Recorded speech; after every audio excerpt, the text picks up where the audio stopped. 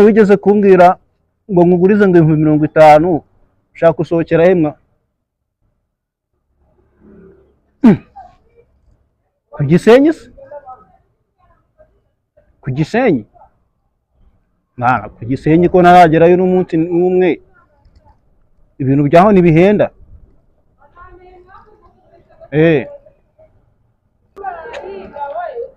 Mana we oya da, uravuze ngo uranyanze mwa, ariko dupfuye gusa.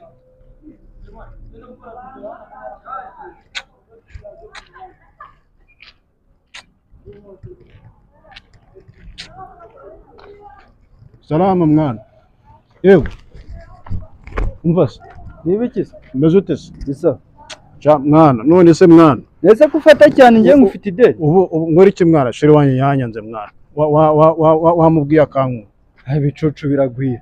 Umujene ungana nawe uri umuntu ungana nawe. Umva mwa ngo 50 kubera ko ngo mbibuze ngo nago yanyemeramwe. Icyo nicyo tiro twapfa. Ese wareka imyanda mana? Wava mu myanduka. Umujene ungana nawe ubu mana ukwiye gukora ukiteza imbere mana. Umujene ungana nawe uracyaterwa stress n'abakobwa wowe. Ko wazanimanika mu mugozi. Nese ukumfashije iki mwana? Ubona icyo kintu mpagarikiye umuntu mukuru. Nese ukumfashije iki? Ingo umfashije iki? Ufashije iki? Umfashije iki mwana? Uzi nama ndi bugure.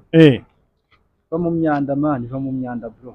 Ngegera gusa narengeze ngo igiye kungira inama ngo nimbe mu myanda. Mukunze wanje aranyanze none nayo ikiyo cya kindagiye va mu myanda, va mu myanda. Umva reka nkwereke. Kitarabuze mu rutoki ni. Ushaka ngo namakoma se? Namakoma. Akujya wibuka ko iryo koma ugenda ukayijogoramo. Niba umukobwa mushwani 50 ngo kube. Ese ibyo 50 byari bye?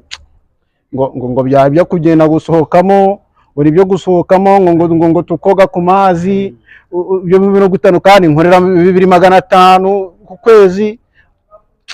2500 ku kwezi ntabwo uwo mushahara uba. Kereka niba ari ukorera ku munsi, ariko uwo mushahara 2500 ntabwo uba ku kwezi. Nubwo umva mani, va mu bugoryi nanjye ndi umujeni mugenzi wawe, reka ubugoryi bro. Oya mwana. Reka ubugoryi.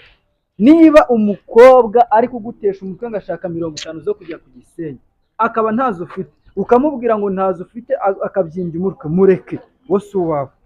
Siko bimeze? Wo ntabwo ari wawe mani. Igihe tugezemo ntabwo ari igihe cyo guteshwa umutwe n'abakobwa. Oya.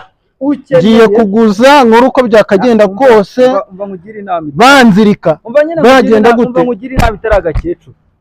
Wiguza amafaranga ugiye guspendinga ku mukobwa. Kubera ko I think ko nguwo utumuguza amafaranga yo kumuspendinga. Nta hazaza mufitanye. Ni wa wundi wo kukurira amafaranga dena gahita yigendera. Akosha umukobwa muzagira nahazaza ntabwo yakurira amafaranga gutya.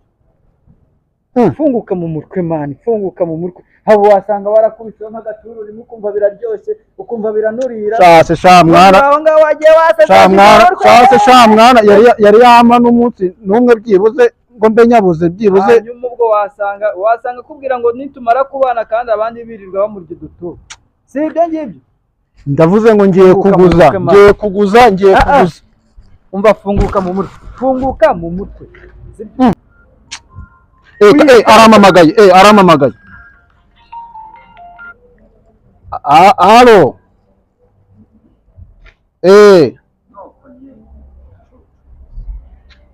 Nayiburiye. Ziba ceceka aho ngaho nayiburiye, wikomeza kundindagiraho. Ushaka kugenda. Uracyastresswa n'abakobwa wewe muri iki Kigali, bazanimanika mu mugozi. Umva man, funguka mu mutwe. Ako kantu niko mwana. Genda ukora akazi. Ako kantu niko. Genda ukora akazi utakongera guterwa stress n'abakobwa. Ako kantu niko kabisa. Uwo mukobwa utakwihanganira. Ako kantu niko. Nandetse reka mitana na mba mwana none se wandangiye Jacqueline mwana. Jacqueline aracyari se. Ushaka umukobwa cyangwa ushaka indambi bakigoti.